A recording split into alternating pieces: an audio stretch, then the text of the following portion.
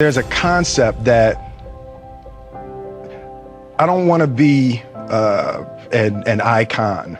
I want to be an idea. You know, I want to represent an idea. I want to represent possibilities. I want to represent magic, right? That you're in a universe and 2 + 2 = 4. 2 + 2 only equals 4 if you accept that 2 + 2 = 4. 2 + 2 is going to be what I want it to be. You know, and there's a redemptive power that making a choice has, you know, rather than feeling like you're at effect to all the things that are happening. Make a choice. Like, you just decide what it's going to be, who you're going to be, how you're going to do it. Just decide.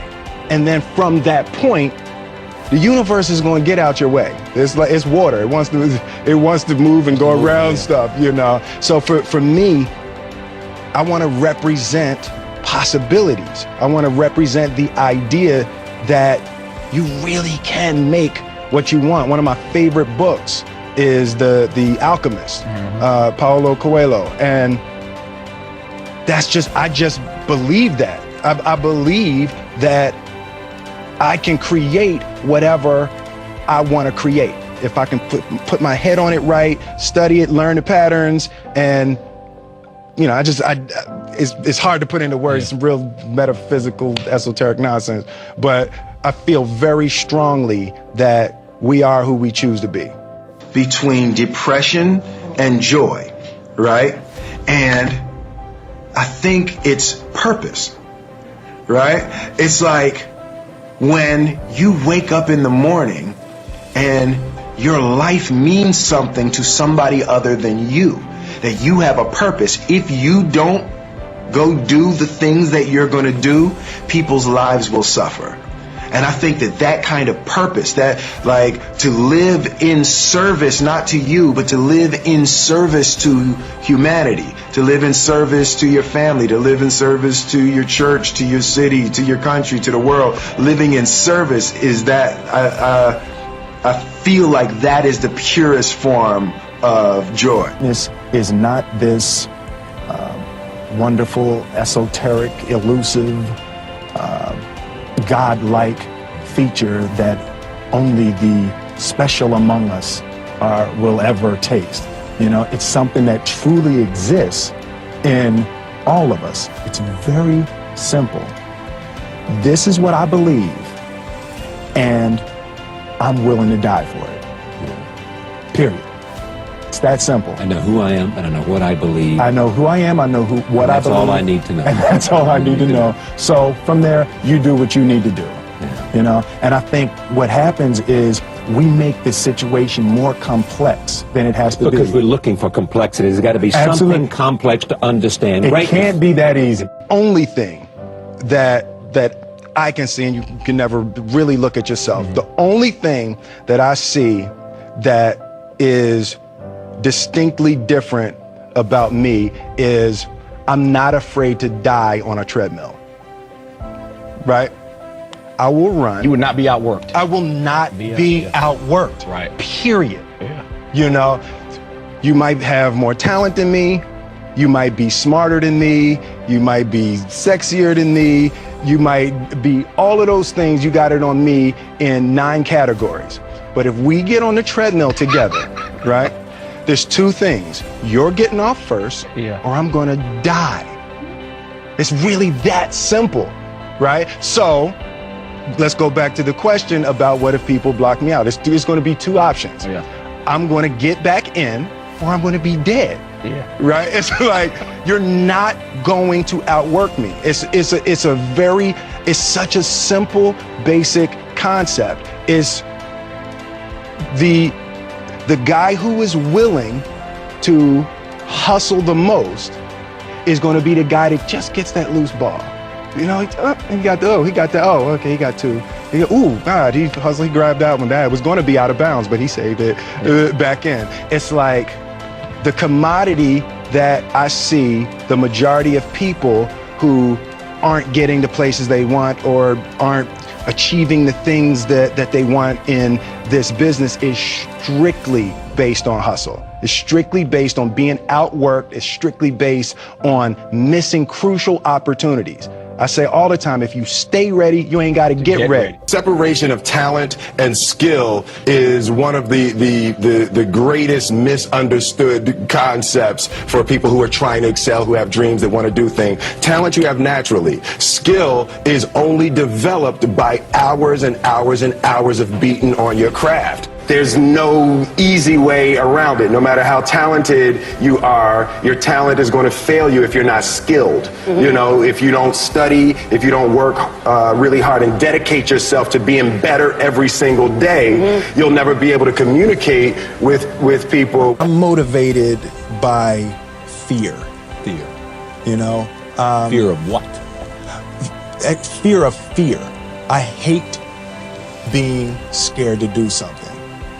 I hate that feeling of the feeling that I had before I had a meeting with Quincy Jones, because it was really Quincy Jones and a guy named Benny Medina and Jeff Pollack came with the idea for the Fresh Prince of Bel-Air. And I hated being scared, you know, that I didn't want to even take the meeting.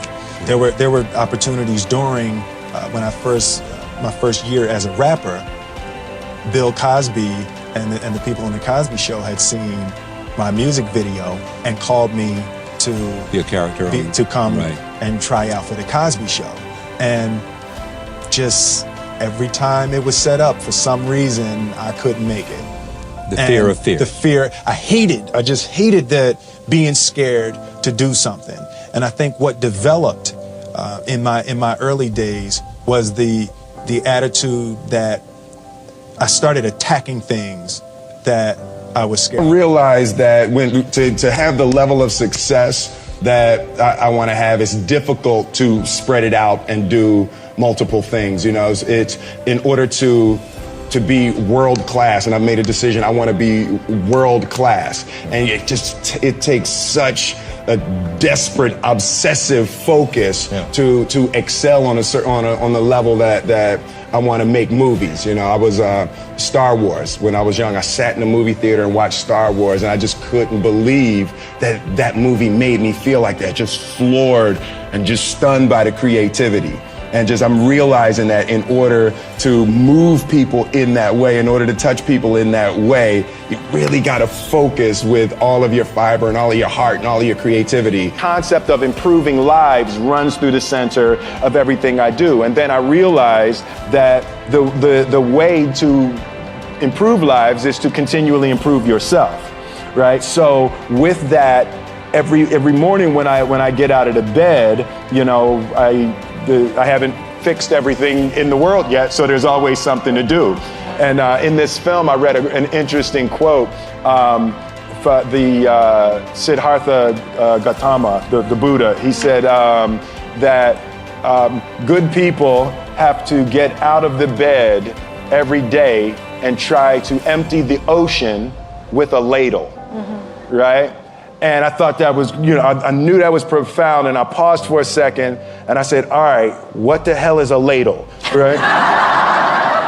Right, so then, you know, I touched it on my iPad, it's ladle. Oh, it's like a big spoon, okay. As we it's say, like a soup spoon, yeah, it's like a soup spoon. I was like, why do you use a soup spoon? So trying to empty the ocean with a soup spoon, you know, as the mentality of how you wake up every day to try to do good in the world. So for me, I'm really driven by continually trying to elevate my mind and elevate my spirit and care for my body, and to be able to love as many people as effectively as possible with this mystery of life that I've been given. I gotten probably 2 weeks into my preparation for the film, and my father was diagnosed with cancer. So we just started talking about love, time, and death.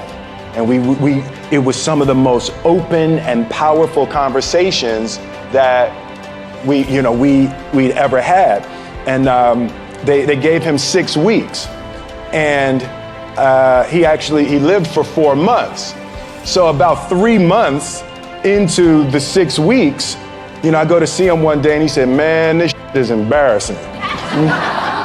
And I said, what, Dad? He said, man, you tell everybody you gonna be dead in 6 weeks. 3 months later, you still hanging around. Laughing is the elixir, and that was another thing that my father taught me. He was joking all the way up to the end. Like laughing, you have to be able to laugh at everything. And for me, the beautiful part is that's my natural color on the spectrum. I naturally go to comedy, and when I'm looking at something, I'm always trying to find why that's funny. And, it's been really, really helpful in this experience and even just this point in my life. Remember to laugh, and spend time with people that make you laugh. Like that is hugely important.